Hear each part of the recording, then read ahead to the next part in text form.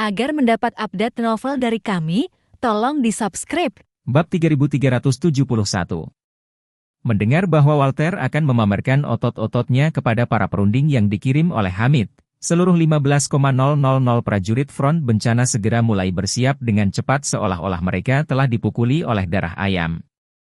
Kecuali sejumlah kecil perwira menengah dan tinggi, yang bertekad untuk membalaskan dendam saudara-saudara mereka yang tewas, sebagian besar prajurit front yang tersisa tidak memiliki perasaan apapun tentang hal-hal seperti balas dendam. Lagi pula, mereka semua adalah tentara bayaran dari seluruh dunia di bawah bendera Front Cataclysmic untuk bertarung berdampingan hanya untuk menghasilkan uang, yang mati dan yang terluka, pada kenyataannya, tidak menyentuh mereka. Mereka sangat peduli dengan masalah-masalah yang berkaitan erat dengan diri mereka sendiri, seperti berapa banyak uang yang harus diperoleh, berbahaya atau tidak, berat atau tidak. Selain itu sama sekali tidak relevan dan tinggi. Oleh karena itu, mereka sangat tertarik untuk menunjukkan otot mereka saat ini, bukan untuk rasa kehormatan kolektif, tetapi mereka sudah lama bosan tinggal di tempat yang buruk ini, dan hanya ingin bergegas untuk dapat mengakhiri. Sekarang pihak lain telah melakukan pembicaraan damai, gunakan waktu untuk menunjukkan gelombang di depan pihak lain. Yang terbaik adalah menakut-nakuti mereka dengan lembut dan takut, sehingga mereka dengan patuh menyerah. Mendengar bahwa tentara pemerintah untuk tinjauan ini, tetapi juga dengan susah payah, khususnya dari tempat lain untuk menarik 20,000 hingga 30,000 orang, para prajurit front sangat bersemangat. Kedua belah pihak bersama-sama 50,000 hingga 60,000 orang, tidak akan menakut-nakuti para perunding yang dikirim Hamid sampai mati. Adapun soal tidak mengizinkan amunisi hidup, tidak ada yang aneh, parade di seluruh dunia dilakukan tanpa amunisi hidup. Parade tembakan langsung tentara yang sebenarnya hanya terjadi sekali, yaitu parade Soviet pada tahun 1941, lebih dari 100,000 tentara di sisi ini berpartisipasi dalam parade, sisi lain segera berbaris ke medan perang untuk membela negara. Selain itu, semua parade harus memastikan tidak ada amunisi hidup. Jika tidak, jika ada peluru di pistol, temukan perwakilan musuh untuk ditembak dan dibunuh, situasinya akan benar-benar tidak terkendali. Jadi, para prajurit front bencana alam telah secara sadar mengeluarkan semua amunisi dari senjata mereka, dan atasan mereka juga telah mengeluarkan perintah bahwa petugas di semua tingkatan harus memeriksa senjata perwira akar rumput dan tentara untuk konfirmasi 2 kali. Pada saat yang sama, pasukan pemerintah juga secara aktif mempersiapkan, hanya saja mereka secara diametris menentang Front Cataclysmic, yang ingin mereka konfirmasikan adalah bahwa senjata dan amunisi semuanya dalam keadaan siap. Setelah itu, tentara dari kedua belah pihak mulai berbaris di area terbuka yang luas di depan kamp. Pasukan pemerintah yang semula bertempur di sisi Front Cataclysmic berkumpul di sisi kanan front, sedangkan pasukan pemerintah yang secara khusus ditarik dari seluruh dunia diatur untuk berkumpul di sisi kiri Front Cataclysmic. Sementara sejumlah besar kendaraan lapis baja semuanya berbaris dan diparkir tepat di depan, yang setara dengan membungkus 15,000 orang dari Cataclysmic Front sebagai pangsit. Namun, para prajurit front tidak merasakan kelainan apapun. Walter berjalan keluar dari ruang negosiasi atas perintah Charlie. Dia datang langsung ke depan formasi prajuritnya sendiri dan meletakkan tangannya di belakang punggungnya, berulang kali menekankan kalimat, "Semua dengarkan perintahnya. Kita harus menunjukkan postur terkuat kita dan berusaha untuk mengalahkan musuh dari momentum." Semua tentara bayaran dari Front Cataclysmic merespons, masing-masing berdiri setinggi pohon pinus. Pada saat yang sama, mereka juga membenci pasukan pemerintah di sisi kiri dan kanan di hati mereka. Orang-orang ini, semua berkeliaran, bagaimana mereka bisa terlihat seperti seorang prajurit. Namun siapa sangka, saat tentara sedang berkumpul dan 15,000 prajurit front bencana sedang menunggu negosiator Hamid muncul, semua pasukan pemerintah tiba-tiba mengarahkan senjata dan meriam mereka ke 15,000 prajurit front bencana. Diikuti oleh seseorang yang berteriak melalui pengeras suara, semua prajurit front bencana harus menyerah tanpa syarat dengan tangan terangkat. Siapapun yang berani melawan dan menolak menyerah akan dibunuh di depan mata. Dengan ini, 15,000 tentara benar-benar meledak. Siapa yang mengira bahwa segalanya akan tiba-tiba berubah menjadi buruk? Siapa sangka pasukan sahabat yang sedang berperang berdampingan tiba-tiba akan saling menyerang dengan senjata? Bab 3372. Tepat ketika semua orang tidak tahu apa yang harus dilakukan, Walter berkata dengan keras, "Semua prajurit front bencana, dengarkan perintahnya. Saya memerintahkan Anda untuk menyerah tanpa syarat kepada pasukan pemerintah. Tunggu pasukan pemerintah untuk menangkapmu, tidak ada yang bisa melawan, jika tidak, kamu akan bertanggung jawab atas konsekuensinya." Pada saat ini, semua prajurit runtuh. Jika itu adalah tentara sahabat yang tiba-tiba berbalik melawan mereka, itu masih bisa dibenarkan, tetapi panglima tertinggi mereka sendiri juga berbalik melawan mereka, apa-apaan ini? Ini adalah salah satu dari 4 jenderal pertempuran front, bagaimana mereka bisa bersekongkol dengan tentara pemerintah? Victor, yang memiliki hubungan terbaik dengan Walter, mau tidak mau bertanya, "Komandan, apa yang terjadi di sini?" Walter berkata dengan suara dingin, "Aku menyuruhmu menyerah. Kamu tidak mengerti kata-kata manusia." Victor tercengang, dia tidak ingin percaya bahwa rekan terdekatnya, saudara lelaki yang tumbuh bersamanya, akan mengkhianati semua orang. Mau tak mau ia membuka mulutnya dan bertanya, "Saudara Walter, ada apa denganmu? Untuk apa kamu melakukan ini?" Sebelum Walter menjadi salah satu dari 4 jenderal pertempuran, Victor memanggilnya Brother Walter, dan ini adalah gelar yang tidak pernah diubah Victor untuk Walter sejak dia masih kecil. Dan saat ini, dia berharap menggunakan cara ini untuk membangunkan saudaranya, sehingga dia bisa kembali dari jalan yang hilang. Namun, Walter telah lama kehilangan kendali atas dirinya sendiri. Kesadarannya hampir runtuh dan dia ingin bunuh diri, tetapi tubuhnya tak terkendali saat dia berjalan di depan Victor dan menampar wajahnya dengan keras, dengan marah berkata, "Aku akan membunuhmu jika kamu berbicara lagi." "Omong kosong." Victor menangis, dan dia tidak bisa menahan diri untuk tidak tersedak dan berkata, "Saudara Walter, Anda adalah salah satu pemimpin paling setia dari Front Cataclysmic, Front adalah iman seumur hidup Anda, bagaimana Anda bisa?" Kesadaran Walter sendiri sudah sangat menyakitkan, tetapi tubuhnya masih tidak bisa mengendalikan mengeluarkan pistol dan meletakkan moncongnya ke kepala Victor, berbicara dengan suara dingin, "Satu kata omong kosong lagi, dan aku akan menembak." Victor menatap mata pembunuh Walter, dan sementara hatinya sangat putus asa, dia menyerah berjuang. Meskipun dia tidak tahu apa yang telah dialami Walter dan mengapa pada akhirnya dia menjadi seperti ini, dia tahu bahwa pada saat ini tekad Walter telah dibuat, dan tidak ada yang bisa dia katakan akan berguna. Ketika Walter melihat bahwa Victor tidak lagi berbicara, dia meletakkan senjatanya dan berkata dengan suara dingin, "Jika Anda menyerah dengan patuh, pasukan pemerintah tidak akan mempersulit Anda. Tetapi jika Anda berani melawan, Anda akan dibunuh di tempat segera." Pada saat ini, kendaraan lapis baja pemerintah telah mengepung ke segala arah, dan senjata di kendaraan serta moncong senapan mesin berat semuanya ditujukan pada 15,000 tentara front bencana. Walter berhenti sebentar dan menambahkan, "Kamu harus ingat, Anda bersenjata non-pemerintah, bahkan jika Anda dibunuh oleh tentara pihak lain di wilayah negara lain. Pihak lain dapat sepenuhnya mendefinisikanmu sebagai kekuatan musuh untuk invasi ilegal, dan tidak ada yang akan mengatakan sepatah kata pun untuk kematianmu saat itu." Orang-orang Front Cataclysmic ini telah sepenuhnya melepaskan ide perlawanan setelah mendengar kata-kata Walter, ditambah dengan senjata gelap di depan mereka. Meskipun masih ada banyak jenderal pertempuran bintang 3 dan bintang 4 di antara mereka, mereka tidak berani bergerak sama sekali saat ini. Karena mereka tahu bahwa pihak lain masih ingin menyelesaikan masalah secara damai, jika pihak mereka, pihak lain dapat langsung menembak. Apa pentingnya jenderal pertempuran bintang 3 dan bintang 4? Bahkan seorang jenderal bintang 5 tidak mampu mengambil tembakan AK-47. Jadi, mereka tidak punya pilihan selain menyerahkan tangan mereka. Bab 3373. 15.000 elit dari Front Cataclysmic menjadi tahanan dalam sekejap. Untuk menjaga mereka tetap terkendali, tentara pemerintah mengikat mereka dalam kelompok, dan ketika sebuah kelompok diikat, itu langsung dikirim ke truk, yang menarik mereka ke ibu kota. Jauh sebelum tentara datang untuk mendukung mereka, para petinggi tentara pemerintah telah menentukan bagaimana 15,000 tahanan itu akan ditempatkan.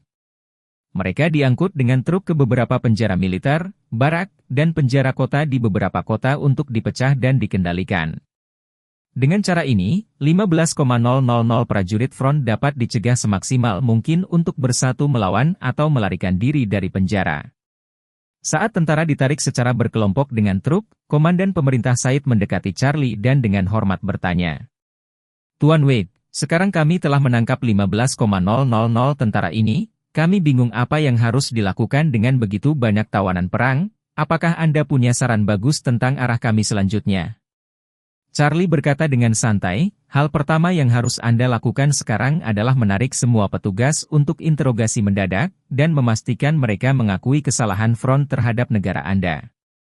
Setelah jeda, Charlie menambahkan, setelah mendapatkan bukti ini, Anda akan segera mengumumkannya kepada publik, memberitahu dunia bahwa penangkapan Anda terhadap tentara front Chatachlismik didukung oleh alasan hukum yang memadai. Itu masuk akal dan sah. Sehingga front Chatachlismik akan duduk dengan tuduhan mengancam keamanan nasional negara lain. Dengan cara ini, di satu sisi, ini akan memungkinkan Anda untuk memiliki hak mutlak di tingkat hukum dan mendapatkan dukungan dari opini publik internasional.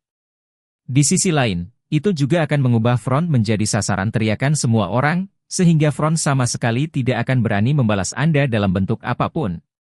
Dipahami?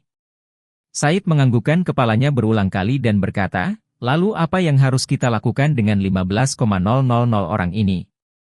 Charlie berkata dengan serius, karena mereka telah melanggar keamanan tanah air Anda, tentu saja, mereka harus diadili secara terbuka dan adil menggunakan hukum negara Anda. Said berkata dengan canggung, jika menurut undang-undang kita, 15,000 orang ini harus dihukum seumur hidup, jika bukan hukuman mati. Tetapi dengan sumber daya keuangan dan sosial kita, bagaimana kita bisa memberi makan begitu banyak tahanan? Charlie tertawa, ini sederhana, Anda memahami waktu untuk memperbaiki bukti, mengambil waktu untuk persidangan publik, dan kemudian bernegosiasi dengan front Chatachlismik. Menuntut front harus membayar uang jaminan yang cukup untuk menyelamatkan 15.000 orang ini. Selama uang jaminan ada, Anda segera mendeportasi semua orang. Uang jaminan. Said menjadi cerah dan bertanya dengan acuh tak acuh, lalu bagaimana menurutmu, jumlah ini kira-kira pada apa yang lebih tepat? Charlie memandangnya dan tertawa, saya sarankan Anda mencari tahu dulu ukuran ekonomi dari front Chatachlismik. Kemudian macet kepala mereka dan mendorong harga maksimum yang mereka mampu, sehingga uang yang Anda dapatkan dari kompensasi, Anda juga dapat menggunakannya untuk beberapa pembangunan infrastruktur. Bab 3374. Charlie sendiri memikirkannya dan berbicara, saya pikir $1 miliar naik turun, seharusnya tidak menjadi masalah. Oke. Said dengan semangat berkata, nanti saya laporkan ke atasan saya. Charlie mengangguk, melihat waktu, dan berkata dengan acuh tak acuh, oke, aku masih punya banyak hal yang harus dilakukan, jadi kalian bisa menanganinya sendiri di sini. Tapi Anda harus ingat apa yang Anda janjikan kepada saya. Gencatan senjata permanen dengan Hamid, dan memberinya cukup kebebasan untuk berkembang sendiri, tanpa melanggar satu sama lain. Said berkata tanpa ragu, jangan khawatir, kami akan menepati janji kami. Charlie kemudian berkata, bagaimana dengan ini, saya akan menyerahkan Walter kepada Anda terlebih dahulu, Anda segera menginterogasinya, saya akan membuatnya bekerja sama sepenuhnya, tahu segalanya dan mengatakan semuanya. Setelah Anda memperbaiki semua bukti, kirim helikopter untuk mengirimnya ke Hamid.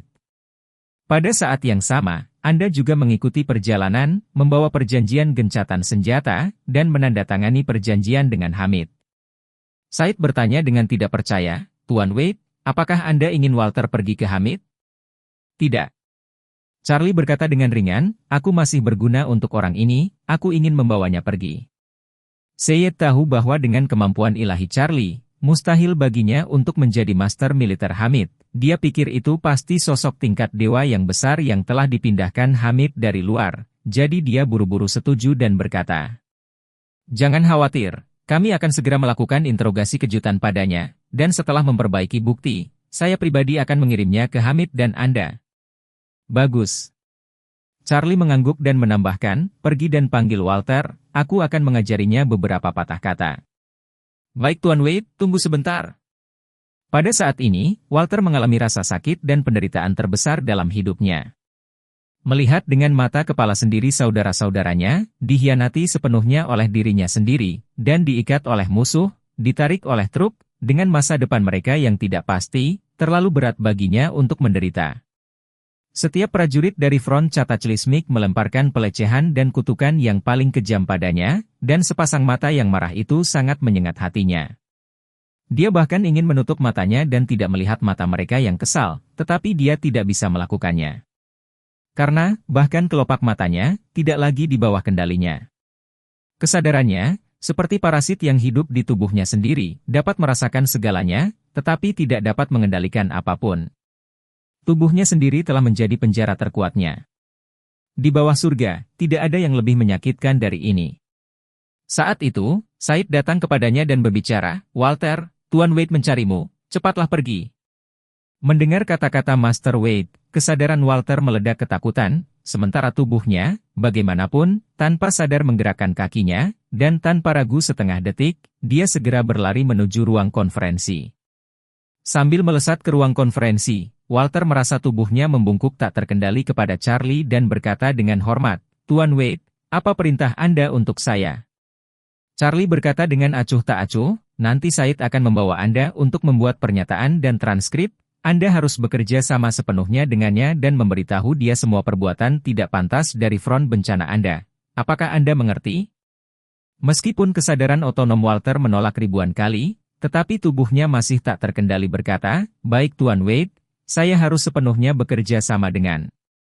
Charlie mengangguk puas, menoleh ke Said, dan berkata, "Said, kamu ingat untuk memastikan menemukan satu dari timmu yang mahir menulis. Rekam semua transkrip secara lengkap dan bentuk dokumen kertas. Ketika Anda mengirimnya ke Hamid, bawakan saya salinan transkripnya, saya ingin melihatnya." Said setuju tanpa ragu-ragu dan berkata, "Jangan khawatir, Tuan Wade, kami berusaha untuk menyelesaikan semua ini dalam waktu secepat mungkin, dan kemudian saya akan membawanya dan datang menemui Anda." "Bagus."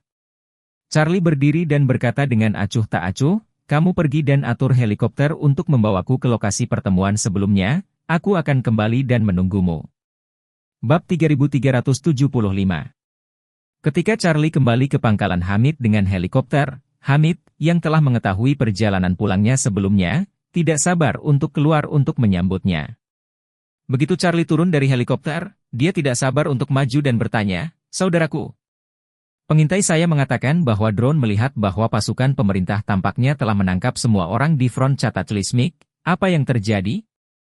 Charlie tersenyum tipis dan berkata, "Tentara pemerintah telah membalik dengan Cataclysmic Front, sekarang semua prajurit front telah ditangkap, dan mereka juga telah berjanji untuk membuat gencatan senjata dengan Anda. Di masa depan, jika tidak ada keadaan khusus, Anda mencoba untuk mempertahankan sikap netral dengan mereka selama mungkin." Hamid agak bingung sejenak dan membuka mulutnya untuk bertanya, "Kakak, bagaimana mereka bisa membalik dengan front bencana? Ini terlalu tiba-tiba, kan?"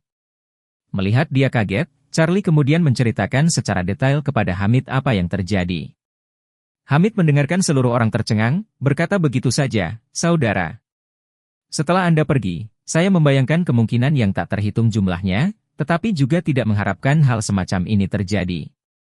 Charlie tertawa, "Saya juga tidak menyangka. Apa yang saya pikirkan adalah bahwa saya akan pergi dan mengendalikan Walter dan kemudian memaksanya untuk mengawal saya dan ZNN keluar. Tetapi yang mengejutkan saya melihat bahwa keadaan di front bencana telah terungkap dan dia mengambil inisiatif untuk menyerang Said itu, hanya memberi saya kesempatan untuk melenyapkan mereka."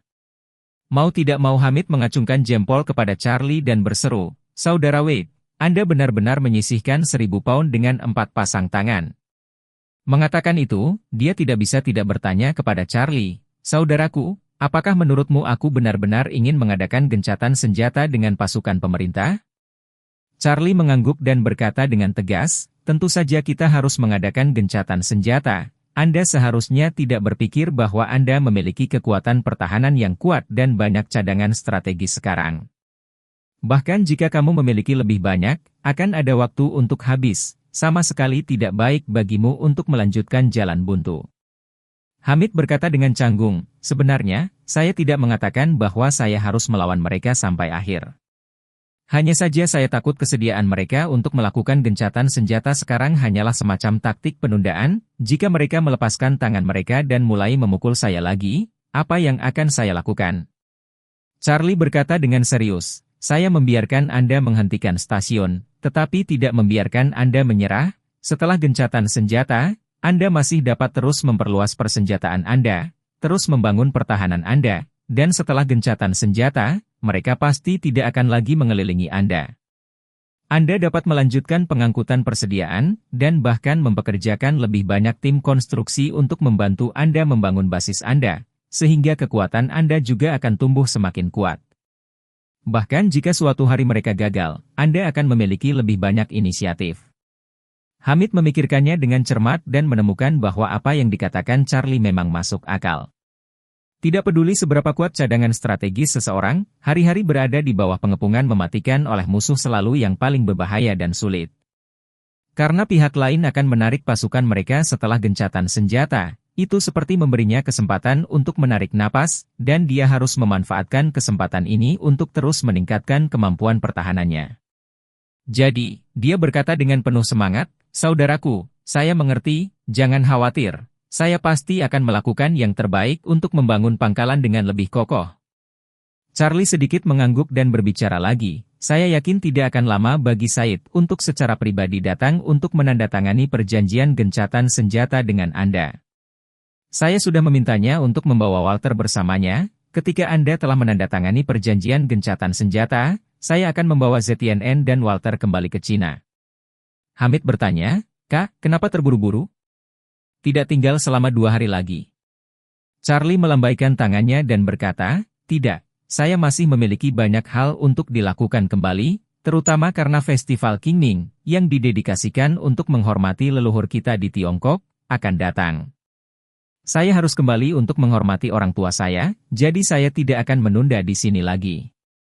Mengatakan itu, Charlie juga dengan tidak menyesal melanjutkan, "Dan tempatmu terlalu keras, tidak ada hubungannya di sini, bahkan bukan objek wisata, aku tinggal di sini selama 2 hari tidak berarti, jadi aku akan kembali dulu." Hamid tersenyum dan berkata, "Kakak benar, tempat saya benar-benar tidak menarik, kondisinya juga relatif buruk, tetapi Anda dapat yakin bahwa setelah gencatan senjata, saya akan segera memulai babak baru pembangunan infrastruktur. Ketika waktunya pasti di tubuh gunung menggali beberapa kamar bermutu tinggi, ketika kamu datang lain kali, kamu pasti terhibur." Charlie tersenyum di permukaan dan setuju, tetapi di dalam hatinya, dia diam-diam bergumam, ke tempat seperti ini, dia benar-benar tidak ingin kembali lagi di masa depan.